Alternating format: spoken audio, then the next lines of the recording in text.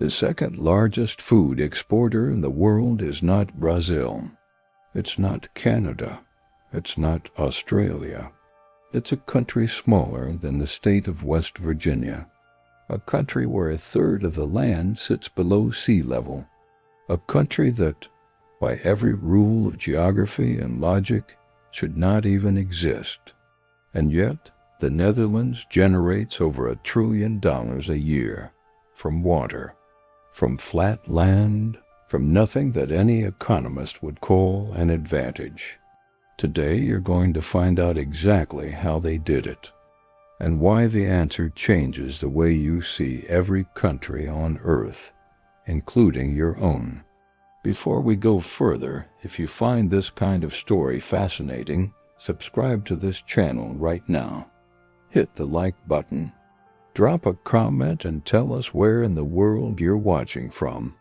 And follow along, because this series is just getting started. The story begins more than 800 years ago, not with kings or gold, but with mud.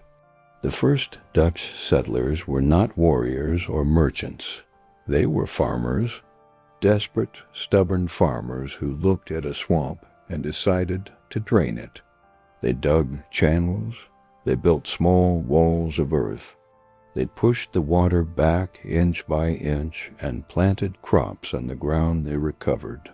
Those recovered fields are called polders, and the Dutch have been building them ever since.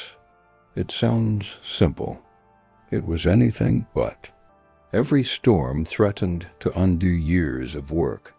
Every flood could kill a family, destroy a harvest, erase a village. Survival in the Netherlands was never guaranteed. It had to be engineered every single day. That instinct, that obsession with building systems to survive impossible conditions never went away. It just grew into something much, much bigger. By the year 1600, the Netherlands was doing something extraordinary. A small, flat country of barely 2 million people was running the most powerful trading network the world had ever seen. Ships flying the Dutch flag were everywhere, in the Indian Ocean, in the Caribbean, in the harbors of Japan and Brazil and South Africa. Dutch merchants were buying spices in Indonesia and selling them in London, buying silk in China and selling it in Amsterdam. The world's goods moved through Dutch hands, and Dutch hands took a percentage of everything. This was the Dutch Golden Age, and it did not happen by accident. In 1602, the Dutch created something that had never existed before. The world's first publicly traded company, the VOC, the Dutch East India Company. Anyone could buy a share. Anyone could invest.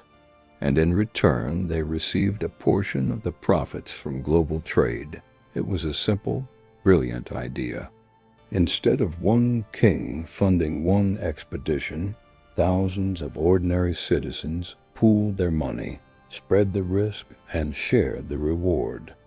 The stock market as we know it today, the entire concept of buying and selling shares in a company, was born in Amsterdam, in a country that sits below the sea. And here is the connection that most history books miss. The Dutch were not great traders because they were lucky. They were great traders because they understood water. The same skills that let them build canals to drain their fields also let them build canals to move goods. The same engineering that kept the ocean out of Amsterdam also made Amsterdam the most efficient port in Europe. Their geography, which looked like a curse, was actually a gift in disguise. The Rhine, the Maas, and the Scheldt, three of Europe's great rivers, all empty into the sea through the Netherlands. The Dutch sat at the loading dock of an entire continent. They did not choose that position, but they built everything around it. Rotterdam today is still the largest port in Europe, And the logic is exactly the same as it was 400 years ago. You do not need resources if you control the flow. Fast forward to today, and the first number that breaks everything you think you know about farming. Drive through the Dutch countryside, and the answer appears on the horizon. Greenhouse after greenhouse, stretching as far as the eye can see. Inside those greenhouses, tomatoes grow in the dark. Lettuce grows without soil. Peppers, cucumbers, flowers, all produced with 90% less water than conventional farming. All year round, regardless of weather.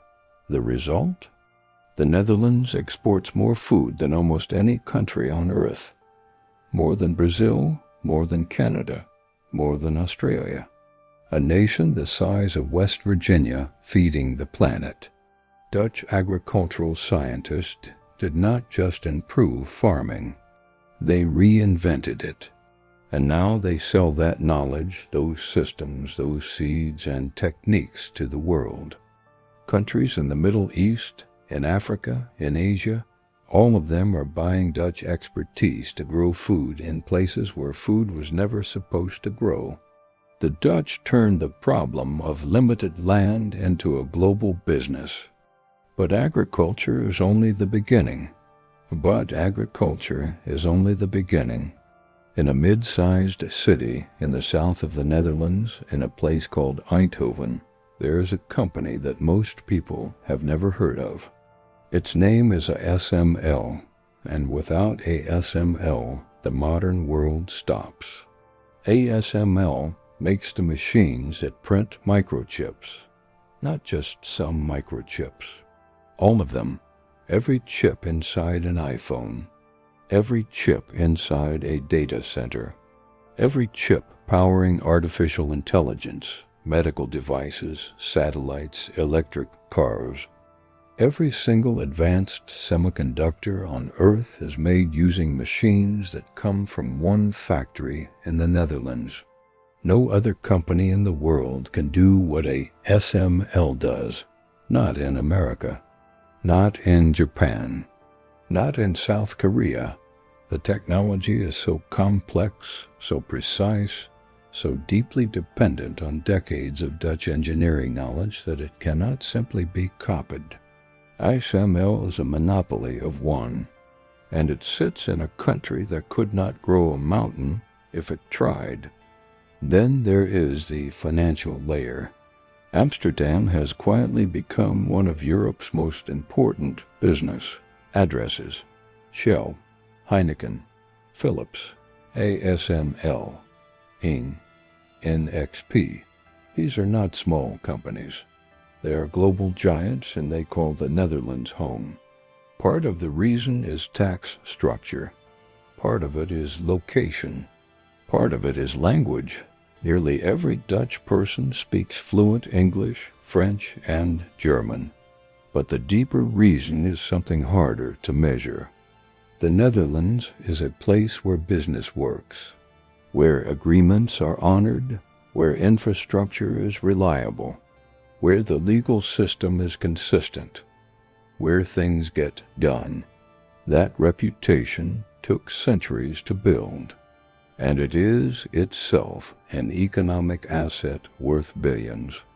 By now, a pattern is becoming clear. The Netherlands keeps turning constraints into advantages. Limited land becomes high-tech agriculture. A river delta becomes the continent's logistics hub. No natural resources becomes a reason to develop the most advanced manufacturing technology on Earth. But there is one more layer to this story, one that does not show up in trade statistics or GDP reports, one that might be the most important piece of all. It is called the polder model. Remember those early farmers draining the swamps? Here is something crucial about how they worked.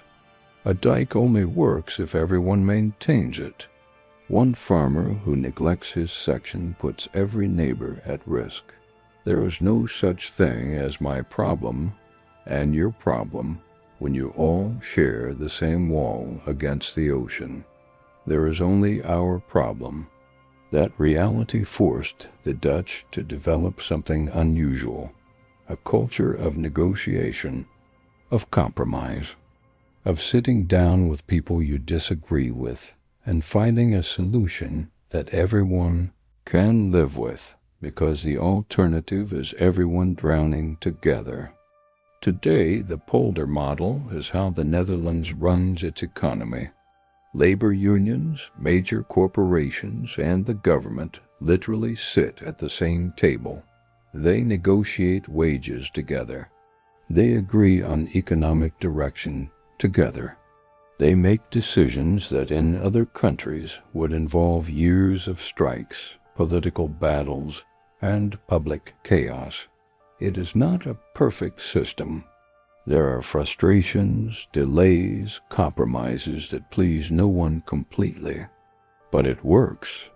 It keeps the economy stable. It prevents the extreme swings that damage businesses and workers alike. And it produces consistently one of the highest standards of living on earth. You cannot pass a law that creates this culture. You cannot copy it overnight. It took 800 years of shared threat to build the instinct that makes it function. That instinct is the Netherlands' most durable competitive advantage, and it is the one thing no other country can simply import. Here is something worth sitting with for a moment. South Korea in 1950 was devastated by war. No industry, no capital, no natural resources. Today it is home to Samsung, Hyundai, LG, and POSCO, and one of the fastest economic transformations in human history. Israel is a desert country surrounded by conflict, with almost no oil and precious little water. Today it produces more technology startups per capita than any other nation on earth. Switzerland is landlocked, mountainous, and has no port, no oil, and no empire.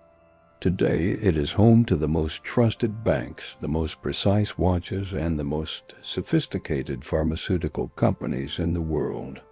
And the Netherlands sits below the sea, and a country it had to build with its own hands, and generates over $1 trillion a year from engineering, agriculture, logistics, and technology.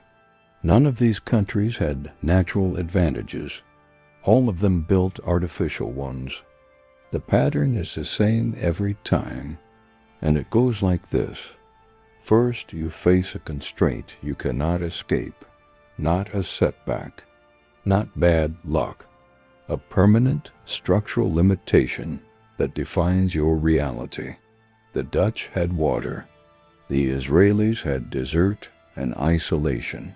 The Swiss had mountains and no coast. The Koreans had war and poverty and a blank slate.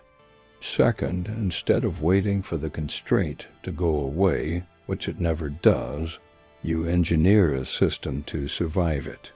You go deeper, you get more precise, you develop skills and institutions and knowledge that no one else has because no one else was forced to. Third, you export that system to the world, and the world pays you for it, forever. That is the blueprint.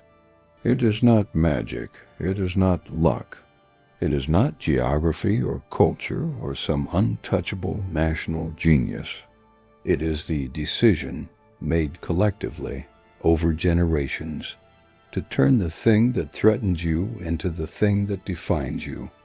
The camera rises now, slowly, over the Netherlands. Those flat green fields, those rows of greenhouses glowing in the evening light, the container ships lined up along the Maasvlakte, the quiet streets of Eindhoven where a single factory decides the pace of the entire global technology industry. It looks ordinary. It always did. That is the point. 800 years ago, a group of farmers stood in a swamp and made a decision. Not a grand decision, Not a heroic one, just a practical one. We cannot move. We cannot wait. We have to build something here, and they did. The Netherlands did not get rich in spite of having nothing. It got rich because having nothing left them no other choice.